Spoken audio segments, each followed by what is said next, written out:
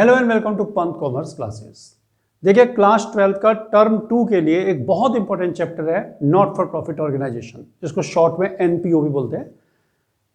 इससे related 5 videos हम already upload कर चुके हैं। आज 6th एंड फाइनल वीडियो हम आपके सामने लाए हैं।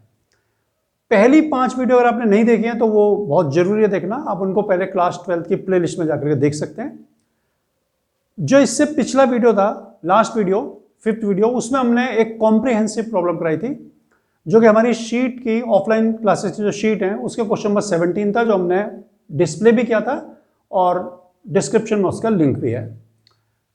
आज हम क्वेश्चन कराएंगे आपको डीके गोयल बुक का क्वेश्चन नंबर 30। देखिए, जो हमारे पास जो बुक है वो 1 साल पुराना एडिशन है, तो क्वेश्चन नंबर 30 इसमें है। हो सकता है कि आपकी बुक में एक आध नंबर आगे पीछे हो गया हो क्वेश्चन का, तो आप क्वेश्चन देख लेना, मैच कर लेना कौन सा क्वेश्चन है, उसको अपने सामने ले करके बैठना बुक को, तब आप इस क्वेश्चन को अच्छी तरह समझ पाएंगे। और नहीं तो डिस्क्रिप्शन में हम लिंक भी डालेंगे, वहां से आप डाउनलोड कर सकते हैं। ठीक है, पहले डिस्प्ले करेंगे, उससे आप स्क्रीनशॉट भी ले सकते हैं। कई ऑप्शन आपके पास रहेंगे।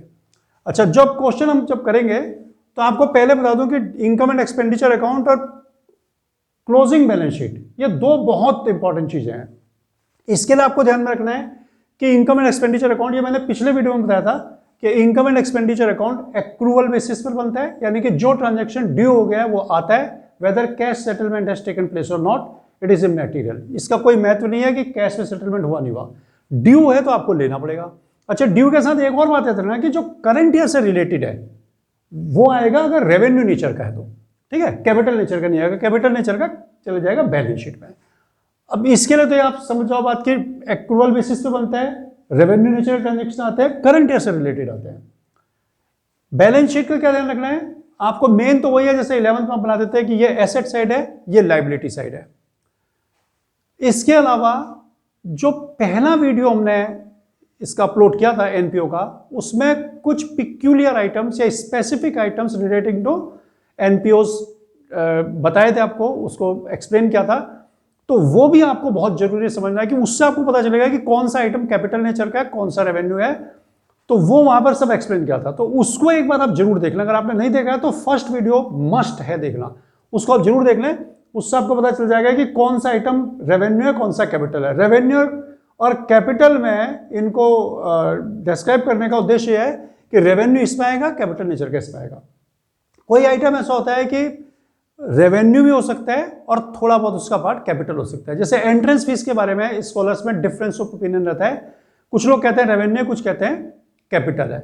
तो आपको अगर कोई इंफॉर्मेशन नहीं थी तब तो आपने उसको रेवेन्यू मानना है, लेकिन कई बार लिखते हैं, इससे मान लीजिए 10,000 रुपीज एंट्रेंस फीस और लिखा है कि 40% of entrance fees to be capitalise, तो आप क्या लिखेंगे, बाई एंट्रेंस फीस लिख देंगे सर इनकम साइड में, और 10,000 लेस कैपिटलाइज, जितनी कैपिटलाइज करी 4,000 आ जाएगा, 40% वो लेस कर दे 6 से आएगा, फिर वो 4,000 आपको बैलेंस शीट में लिखना है। तो इस तरह से बैलेंस शीट बनाने में हेल्प मिलेगी आपको वो चीजें सुन करके। तो एक बार उनको देख लें। तो आइए आज का क्वेश्चन हम करेंगे, और उससे पहले आप एक बार क्वेश्चन में आपको डिस्प्ले कर देता हूं, आप उसको अच्छी तरह एक बार देख लें, स्क्रीनशॉट ले लें, उसके बाद फिर हम क्वेश्चन सॉल्व करते हैं।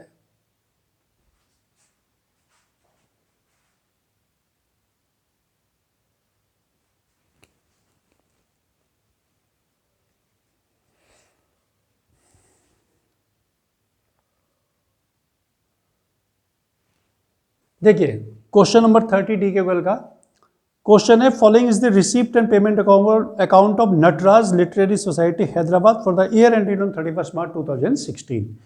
ये आपको दिया हुआ है इनकम एंड एक्सपेंडिचर अकाउंट। नीचे आपको कुछ इन्फॉर्मेशन दी है, इन इन्फॉर्मेशन को पढ़ना है और टिक कर लेना है कि किस किस पर एडजस्टमेंट है। अगर हम टिक नहीं करेंगे और हम डायरेक्ट उनको बाहर ले देते हैं, बाद में एडजस्टमेंट तो हम उसको काटना पड़ेगा, तो वो अच्छी आपकी प्रेजेंटेशन नहीं होगी।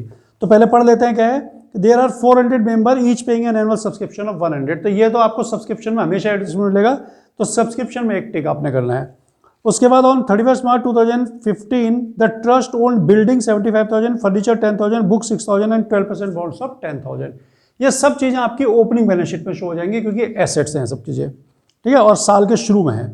Salaries 1,500 for March 2016 were not paid until 7 April 2016। Salary भी आपकी आउटस्टैंडिंग है, तो आपको सैलरी में एक टिक कर लेना है। उसके बाद journey income receivable 400, journey income आपकी रिसीवेबल है, यानी कि due but not receive accrued है, उसको भी आप टिक कर लें। Charge depreciation 10% on building and moving machine and 20% per annum on closing balance of furniture and books. Depreciation डालनी है फर्नीचर, बिल्डिंग, मूविंग मशीन और बुक्स पर, ये इस पर टिक कर लेना है।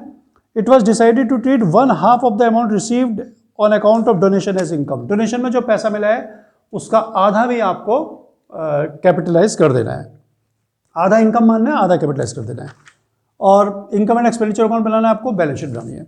तो देखिए सबसे पहला काम हमने टिक तो कर लिया है कि किस किस में एडजस्टमेंट है। अब हमारा पहला काम क्या होगा कि हम इनको पोस्ट कर देंगे जो चीज जहां की है।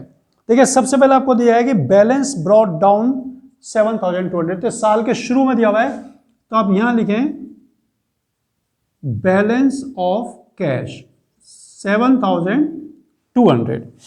उसके बाद डोनेशंस, तो यहां लिखें बाय डोनेशंस। अब देखिए डोनेशंस में तो एडजस्टमेंट है, तो यह आप 8000 रुपीज अभी अंदर ही लिख लें। उसके बाद है रेंट ऑफ हॉल। देखिए डोनेशन आपकी कोई कैपिटलाइज करनी है तो जितनी करनी है वो वहां चली जाएगी, बाकी हमने यहां लिख दी। रेंट ऑफ हॉल, हॉल का रेंट इनको मिलता रहेगा, रेवेन्यू नेचर का है, तो इनकम एंड एक्सपेंडिचर में आएगा बाय रेंट ऑफ हॉल। और कोई एडजस्टमेंट भी इसमें बताया नहीं है, तो हम इसको सीधा इनकम मान लेंगे और 15,400 रुपीज यहां लिख देंगे। उसके बाद प्रोसीड ऑफ लेक्चर्स, ये भी इनकी इनकम है। इनके जो मेंबर्स हैं वो लेक्चर देते हैं जाकर के, और उनसे जो पैसा मिलता है इनको, वो इनकी इनकम मानी जाएगी। तो by proceed of lectures 4700। Interest on bonds, by interest on bonds. देखिए बॉन्ड्स नीचे दे रखे हैं और उनके साथ परसेंटेज भी अटैच है, तो हमको इसको अभी यहीं लिख लेना चाहिए। चेक करना पड़ेगा कि इंटरेस्ट का कितना बनता है। ठीक है, ये हो गया। अब है जर्नी रिसीप्ट्स। जर्नी रिसीप्ट का तो एडजस्टमेंट बताया ही है, तो आप यहां लिख देंगे जर्नी रिसीप्ट्स। जर्नी रिसीप्ट्स दी हुई हमको 5600, इस पे एडजस्टमेंट है। Sale of newspaper, by sale of newspaper, ये बिल्कुल नॉर्मल इनकम है, क्योंकि न्यूज़पेपर पढ़ोगे उसकी रद्दी बनेगी, बेचते रहोगे। इनके पास आते भी ज़्यादा अमाउंट होंगे, क्योंकि हर तरह का बंदा होता है, तो 4-5 टाइप के न्यूज़पेपर लेते होंगे, तो जल्द इनकी रद्दी भी ज़्यादा बनेगी। तो ये तो ओल्ड न्यूज़पेपर बेचना नॉर्मल इनकम इनकी मानी जाएगी। तो 300 रेवेन्यू नेचर की इनकम है। सेल ऑफ ओल्ड फर्नीचर, देखिए पुरानी एसेट को बेचना नहीं होता रेवेन्यू, लेकिन उस पर जो प्रॉफिट या लॉस होता है वो कंसिडर किया जाता है। तो सेल ऑफ ओल्ड फर्नीचर दिया हुआ है 400 रुपीज, और बुक वैल्यू है 2000 रुपीज, यानी कि 2000 का फर्नीचर 400 में बेच दिया, तो इसमें इनको लॉस हुआ। तो यहां लिखेंगे to loss on sale of furniture. कितना लॉस हो गया? 1600 का, 2000 का था और इन्होंने 400 में बेच दिया। अब जो 400 तो यहां आ गए, 1600 यहां आ गए, अब जो 400 बेचा उसका रुपये कम नहीं है, लॉस हमने ले लिया। लेकिन जो फर्नीचर आपने बेचा है 2000 का, बुक वैल्यू 2000 है, ये आपका फर्नीचर की वैल्यू कम हो जाएगी और आपके पास पहले से होगा भी, तभी आपने बेचा। तो एक तो आपको यहां लिखना पड़ेगा फर्नीचर आपके पास पहले कितने का था, तो वो तो हम जब नीचे अभी इंफॉर्मेशन देखेंगे उस समय लिख देंगे, यहां लिख दिया हमने। एक अब यहां लिखिए फर्नीचर आपको पहले से दिया हुआ उसकी वैल्यू लिख देंगे कितना है, उसमें से जो आपने बेचा है ना ये वाला 2000, ये आपको लेस करना पड़ेगा, और फिर जो परचेज होगी वो आप प्लस माइनस कर देंगे अगर परचेज होगी तो। इसके बाद है देखिए सब्सक्रिप्शन। पिछले साल सब्सक्रिप्शन आपका 1500 आउटस्टैंडिंग रहा होगा जो आपको इस साल मिला है। देखिए 2 सब्सक्रिप्शन लिखा है, 2014-15 का 1500 में इस साल मिला है, यानी कि पिछले साल ये आउटस्टैंडिंग रहा होगा। और एसेट है, सब्सक्रिप्शन इनकम है, अगर आउटस्टैंडिंग होती है तो एसेट हो जाता है। तो यहां लिखिए सब्सक्रिप्शन आउटस्टैंडिंग 1500 रुपीज। अगर पिछले साल 2000-2500 होगा तो 2500 लिख देना, 1000 अभी भी आउटस्टैंडिंग है वहां चले जाएगा, ठीक है। लेकिन इसमें ऐसा नहीं, इतना ही आउटस्टैंडिंग था। 38,000 आपको अब मिला है इस साल से रिलेटेड। देखिए 15-16 में बना रहे ना, तो 2015-16 हमारी ये बैलेंस शीट देखिए 31 मार्च 2016, तो 2015-16 हमारा अकाउंटिंग ईयर है। तो 2015-16 के लिए हमको मिला है 38,000 सब्सक्रिप्शन। तो हमको यहां लिखना पड़ेगा बाय सब्सक्रिप्शन 38,000 रुपए। इस पर हम चेक करेंगे कि कितना ड्यू रहा है। और नेक्स्ट ईयर के लिए हमको मिल चुका है 800 रुपए। तो ये अगले साल के लिए मिल गया, तो ये इस साल की इनकम नहीं है, हमारी लाइबिलिटी हो जाएगी। तो इसको आप बैलेंस शीट में यहां लिख दें सब्सक्रिप्शन इन एडवांस, यानी ये सब्सक्रिप्शन रिसीव्ड इन एडवांस है, ये 800 रुपये आप यहां लिख दें। एक साइड का पोस्टिंग वर्क पूरा हो गया। अब दूसरी साइड में देखिए सैलरीज, तो यहां लिखेंगे इनकम साइड, एक्सपेंडिचर साइड में टू सैलरीज। सैलरीज है आपके पास 16,500 और इस पर एडजस्टमेंट भी आपको करना है। Sundry expenses to sundry expenses, sundry expenses है आपके 1000, इसमें कोई एडजस्टमेंट नहीं, आप सीधा बाहर लिख दें इसको। चैरिटीज, देखिए ये सब जो सन्ड्री एक्सपेंसेस चैरिटीज है नॉर्मल खर्चे हैं, तो इनको रेवेन्यू माना जाता है। तो टू चैरिटीज, कोई एडजस्टमेंट भी नहीं बता रखा है इस पर, तो आप चैरिटीज के 1500 रुपीज यहां लिख दें।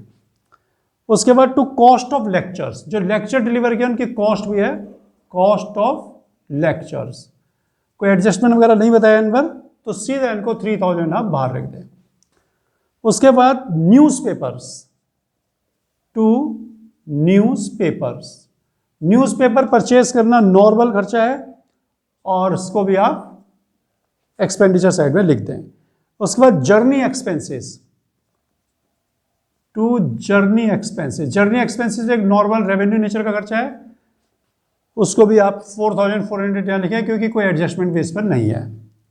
बुक्स, अब देखिए बुक्स जो है वो कैपिटल नेचर का, बुक एसेट होती है, बुक को आप यहां नहीं लिख सकते, बुक्स आपको यहां लिखनी पड़ेगी। तो हम क्या करते हैं, यहां लिखते हैं बुक्स, और ओपनिंग बैलेंस बुक का जितना होगा वो हम लिख देंगे नीचे देख करके। अभी जो लिए वो परचेज की हुई बुक है, देखिए जो एक्सपेंडिचर साइड में दिया हुआ ना आपको, पेमेंट साइड में वो परचेज होता है, इधर रिसिप्ट साइड में तो आपने सेल करा उसको। तो यहां बुक आपने पेमेंट किया, बुक के लिए तो आपने परचेज की होंगी 14,000 रुपीज की, इसको हम यहां लिख देते हैं। उसके बाद है देखिए आपको मूविंग मशीन, मूविंग मशीन आपने परचेज किया, तो नीचे यहां लिखिए आप मूविंग मशीन, इसका ओपनिंग बैलेंस नीचे नहीं दिया हुआ था, आपने अभी परचेज किया 10,000 रुपये आप लिख दें। इसकी डेट दे रखी है कि किस दिन खरीदा, 1 जुलाई 2015 में, तो आपको डेप्रिसिएशन डालने में महीनों का ध्यान रखना पड़ेगा। उसके बाद फर्नीचर, फर्नीचर आपने देखे पहले से भी आपके पास कुछ बेच भी दिया है, और जो परचेज किया उसको यहां लिख दीजिए परचेज्ड, परचेज किया फर्नीचर आपने 7,000 रुपीज का, उसको यहां लिख लेंगे, टोटल आ जाएगा, उसका डेप्रिसिएशन वगैरह देख लेंगे इसकी कितनी है। पोस्टेज, पोस्टेज एक नॉर्मल एक्सपेंस है, यहां लिख दीजिए पोस्टेज, पोस्टेज आ गया आपका 400 रुपीज। कन्वेंस, कन्वेंस मतलब आने जाने का किराया विराया होता है, वो भी नॉर्मल है, टू कन्वेंस, ये आ गया आपका 800 रुपीज। उसके बाद क्लोजिंग बैलेंस दे रखा है 20,400, ये आपको बैलेंस शीट में लिखना होगा। कैश बैलेंस, कैश बैलेंस आपका हो गया 20,400 रुपीज। तो ये दोनों साइड का जो रिसीप्ट एंड पेमेंट था, इसको जहां पर इसकी प्लेस बनती थी वहां हमने ट्रांसफर कर दिया। अब हमें क्या करना है, अब हमें केवल इसमें जो एडजस्टमेंट नीचे दिया उनको पुटअप करना है, जो चीज जहां का जो एडजस्टमेंट उसको कर देना है। जैसे एसेट के ओपनिंग बैलेंस हो तो यहां लिखेंगे, उनको ऊपर भी आपको लिखना पड़ेगा, फिर प्लस माइनस हो जाएगा कि कितना और खरीदा या बेच दिया, और बाकी जो आउटस्टैंडिंग प्रीपेड हो रहा हो उसको देख लेंगे। तो ये काम हमारा रह गया। देखिए एडजस्टमेंट करते हैं। There are 400 members each paying an annual subscription of 100, 400 member है, हर एक मेंबर 100 रुपए सब्सक्रिप्शन देता है, तो फिर बात ही खत्म होगी, 400 इंटू 100 40,000 रुपये सब्सक्रिप्शन आपका बनेगा।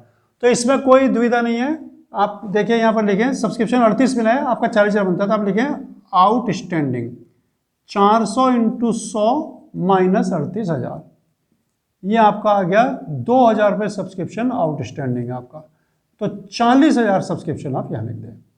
अब जो 2,000 आपका आउटस्टैंडिंग है सब्सक्रिप्शन, वो आप इस बैलेंस शीट में लिख दें, सब्सक्रिप्शन आउटस्टैंडिंग 2,000 रुपये, साल के लास्ट में आपके पास 2,000 सब्सक्रिप्शन आउटस्टैंडिंग हो गया।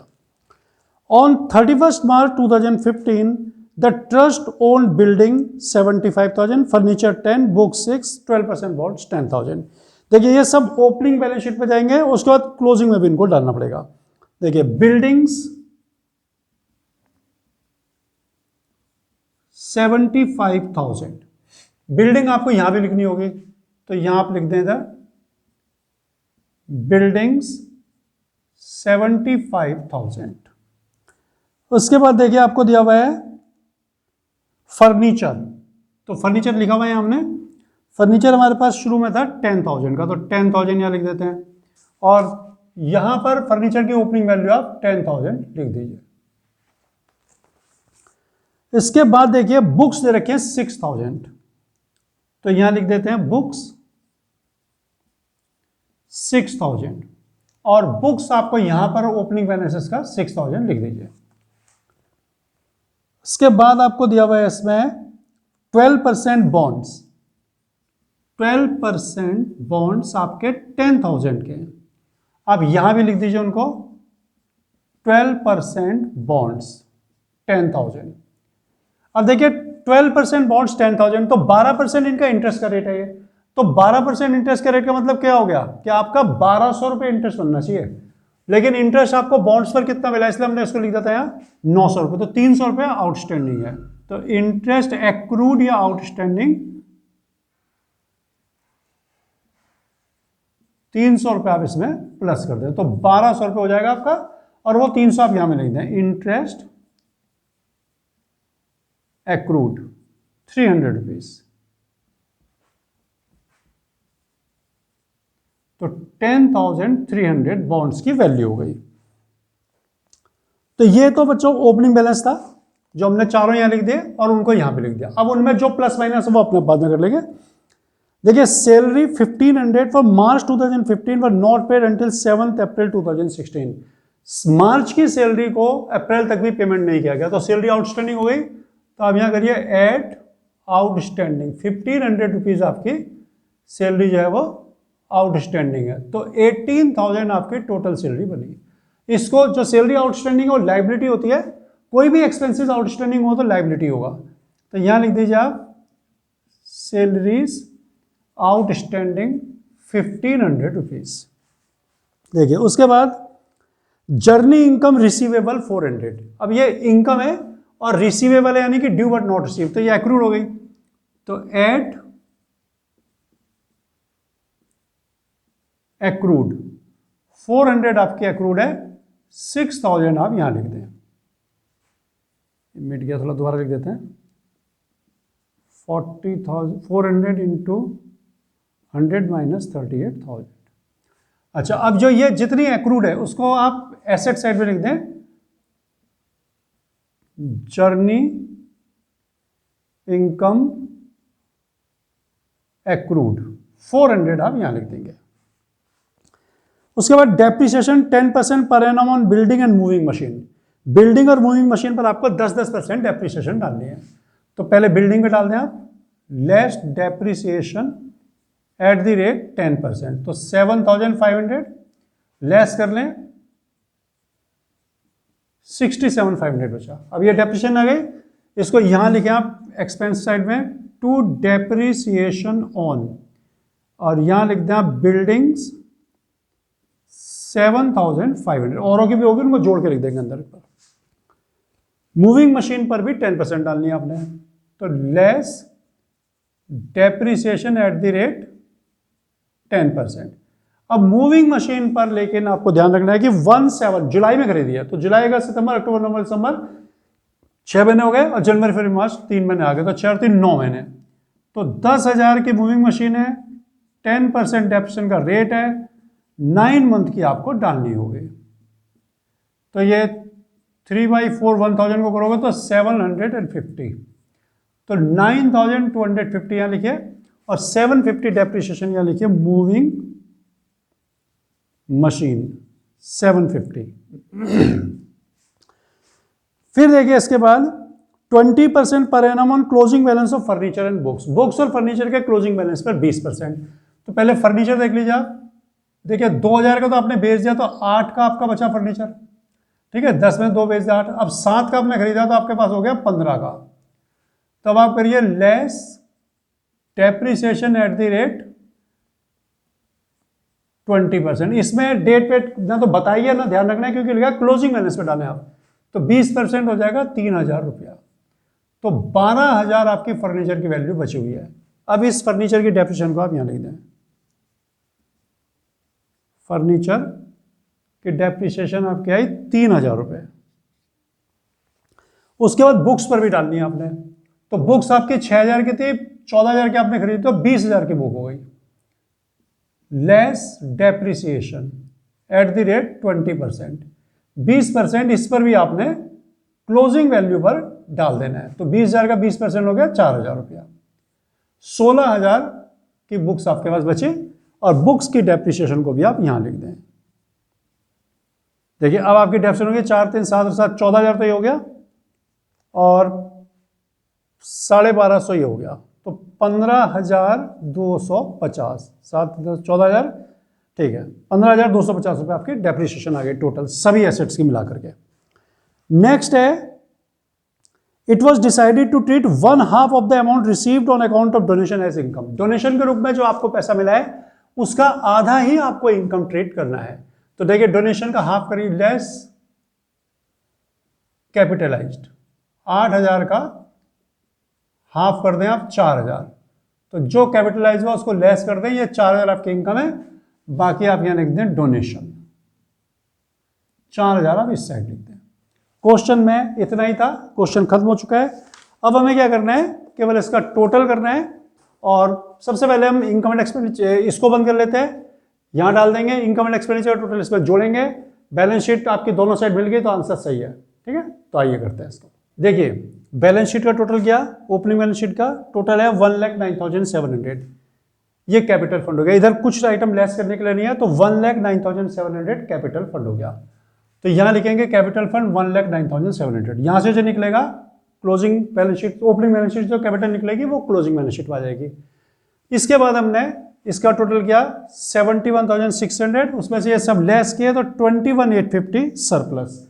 अगर बैलेंस यहां बचता है, यानी कि आपकी इनकम ज्यादा एक्सपेंडिचर कम है तो सरप्लस, या फिर आप पूरा लिखना चाहते हैं तो excess of income over expenditure, तो सरप्लस आ गया। इधर आएगा तो डेफिसिट लिखते हैं, तो सरप्लस आया, सरप्लस इसमें ऐड हो जाएगा कैपिटल फंड में। तो टोटल कैपिटल आपकी साल के लास्ट में 131,550 हो गई। यहां तक क्वेश्चन हो गया। इसके बाद हम टोटल करेंगे इस बैलेंस शीट का, अगर दोनों साइड आपकी मैच हो जाती हैं, बराबर आ जाती हैं, तो इसका मतलब आपका आंसर सही है, नहीं आई तो कहीं ना कहीं कुछ मिस्टेक है। तो फिलहाल मिला के देखते हैं, 131,550, 800, 1,500, 4,000, तो 137,850 ये टोटल आ रहा है लाइबिलिटी साइड का। एसेट पे देख लेते हैं, 12,000, 16,000, 9,250, 20,400, 2,000, 67,500, 10,300, 400, तो 137,850। तो दोनों साइड का टोटल बिल्कुल सही आ गया, इसका मतलब क्वेश्चन हमारा सही है। तो देखिए एक बार अच्छी तरह से इस क्वेश्चन को देख लीजिए, बुक में अपनी पहले आप देख लेना कि क्वेश्चन नंबर हमारी बुक में तो 30 है, हो सकता है आपके में 30 हो, या हो सकता है एक आध नंबर आगे पीछे हो, और या फिर आप डिस्क्रिप्शन में लिंक हम डाल देंगे, वहां से देख लेना। तो ये क्वेश्चन आपके सामने है। कोई भी आपकी प्रॉब्लम हो, किसी भी तरह की क्वेरी हो, आप कमेंट बॉक्स में जाकर के बिल्कुल इसको पूछिए, कोई हेजिटेशन इसमें ना रखें, और चैनल को लाइक और सब्सक्राइब जरूर करें।